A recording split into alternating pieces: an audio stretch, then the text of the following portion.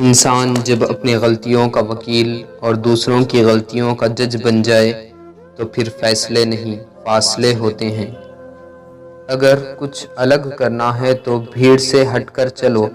بھیڑ ہمت تو دیتی ہے پر شناخت چھین لیتی ہے۔ انسان ہمیشہ تکلیف میں ہی سیکھتا ہے، خوشی میں تو پچھلے سبق بھی بھول جاتا ہے۔ ہارنا تب ضروری ہوتا ہے جب لڑائی اپنوں سے ہو، اور جیتنا تب ضروری ہوتا ہے جب لڑائی اپنے آپ سے ہو۔ خامیاں سب میں ہوتی ہے مگر نظر صرف دوسروں میں ہی آتی ہیں۔ قدر کرنی ہے تو زندگی میں ہی کرو۔ چہرے سے کفن اٹھاتے وقت تو نفرت کرنے والے بھی رو پڑتے ہیں۔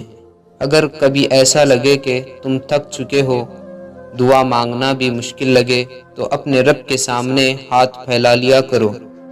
تمہارے پھیلے ہوئے ہاتھ اس بات کا ثبوت ہے کہ تم رب کائنات کے محتاج ہو، اور بے شک میرا رب خاموشیوں کو بھی سنتا ہے۔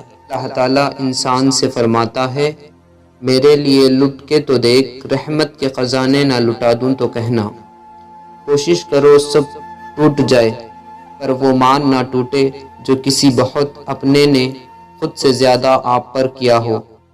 جو انسان لڑنے کے بعد بھی آپ کو منانے کا ہنر رکھتا ہو تو سمجھ لینا وہ آپ سے بے پناہ محبت کرتا ہے۔